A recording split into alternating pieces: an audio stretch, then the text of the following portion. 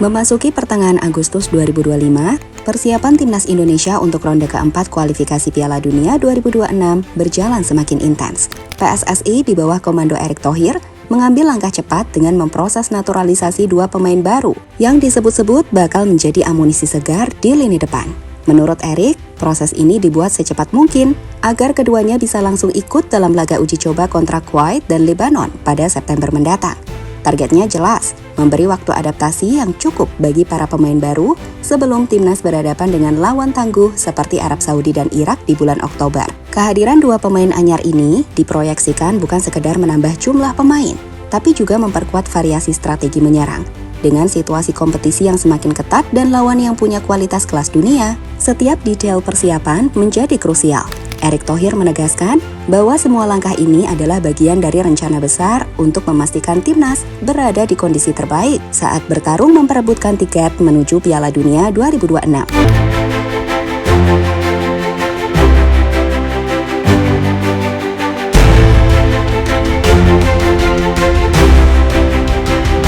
Langkah cepat PSSI ini langsung memicu antusiasme besar dari para pendukung Garuda. Media sosial ramai dengan berbagai spekulasi, mulai dari siapa dua pemain misterius yang sedang diproses, hingga potensi perubahan besar di gaya bermain timnas. Sebagian fans yakin, kehadiran mereka bisa menjadi titik balik yang dibutuhkan untuk menghadapi fase kualifikasi paling menantang ini.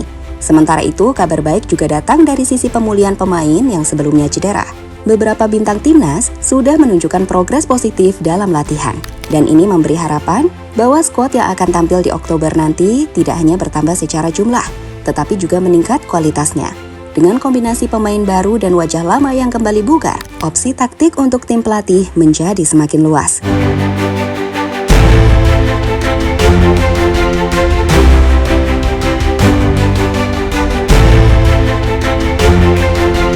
Di luar lapangan, persiapan logistik dan jadwal uji coba pun terus dimatangkan. Laga melawan Kuwait dan Lebanon di bulan September dipandang sebagai momen krusial untuk menguji kekompakan tim. Pertandingan ini tidak hanya soal hasil, tetapi juga tentang membangun chemistry, memahami peran masing-masing pemain, dan mengukur kesiapan mental menghadapi lawan yang kualitasnya di atas rata-rata.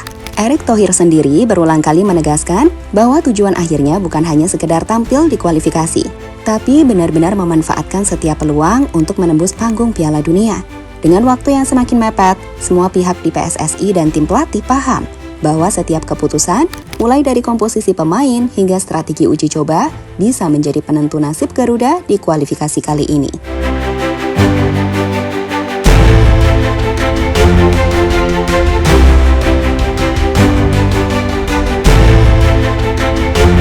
Dua pemain baru, senjata rahasia di lini depan. Meski Erick Thohir memilih untuk tetap menutup rapat identitasnya, rumor yang beredar di kalangan media dan komunitas sepak bola sudah semakin sulit dibendung. Dua nama yang santer disebut adalah Emiliano Jonathans, winger lincah dengan kecepatan tinggi yang bermain di Eropa, serta Adrian Wibowo, penyerang tengah dengan naluri mencetak gol yang kuat. Jika benar mereka yang dimaksud, kedatangan keduanya bisa menjadi perubahan besar dalam kekuatan serangan timnas Indonesia. Proses naturalisasi ini disebut Erick sebagai salah satu yang paling cepat yang pernah dilakukan PSSI. Dengan koordinasi langsung ke Kemenkumham dan pihak imigrasi, targetnya jelas, rampung sebelum uji coba melawan Kuwait dan Lebanon di September, agar kedua pemain punya waktu adaptasi taktik dan chemistry dengan rekan setim. Kombinasi mereka dengan nama-nama seperti Rafael Struijk, Marcelino Ferdinand, hingga Ragnar dan Ole yang pulih bisa menghasilkan lini depan yang jauh lebih variatif. Bayangkan saja, Garuda punya opsi bermain dengan serangan sayap cepat, tusukan langsung ke kotak penalti, atau skema bola mati yang mematikan. Semua itu menjadi amunisi penting untuk menghadapi pertahanan solid seperti milik Arab Saudi dan Irak yang terkenal sulit ditembus.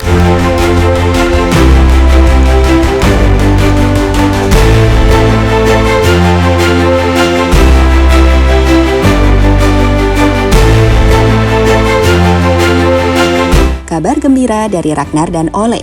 Di tengah hiruk-pikuk kabar naturalisasi, perkembangan positif dari dua ujung tombak andalan timnas juga mencuri perhatian. Ragnar Oratmangun yang selama ini jadi motor serangan di sayap, akhirnya kembali berlatih penuh setelah cedera panjang. Meski kondisinya belum 100%, intensitas latihannya sudah meningkat signifikan dan tim medis optimistis Ragnar siap dimainkan di laga uji coba mendatang. Di sisi lain, Ole Romani menunjukkan komitmen luar biasa. Striker yang dikenal punya finishing klinis itu rela mengeluarkan biaya pribadi untuk menyewa pelatih fisik, fisioterapis, hingga koki profesional yang mengatur pola makan dan nutrisinya. Semua dilakukan demi mempercepat pemulihan dan memastikan dirinya siap membela Garuda di laga-laga penting. Jika keduanya kembali dalam performa terbaik, timnas akan memiliki keseimbangan serangan yang jarang dimiliki sebelumnya. Ragnar bisa mengacak-acak pertahanan lewat dribble cepat dan umpan silang akurat, sementara Ole menjadi penyelesai yang tenang dan mematikan di depan gawang. Ditambah dengan kemungkinan masuknya 2 pemain baru, lini serang Indonesia bisa menjadi mimpi buruk bagi tim-tim Asia di ronde kualifikasi berikutnya.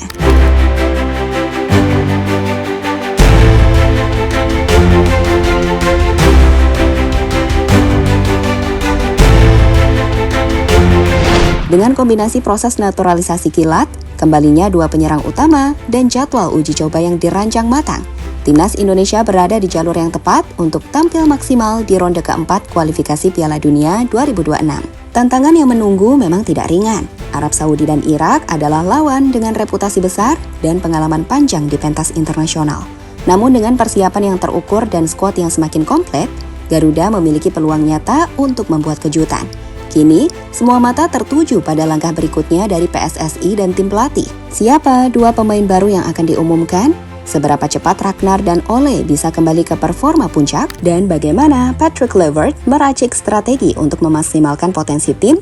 Satu hal yang pasti, optimisme publik sedang berada di titik tinggi. Dukungan penuh dari supporter akan menjadi bahan bakar tambahan bagi Garuda untuk terbang lebih tinggi. Oktober nanti, dunia akan melihat versi terbaik timnas Indonesia. Dan lawan-lawan di Asia harus siap menghadapi kekuatan baru yang sedang lahir.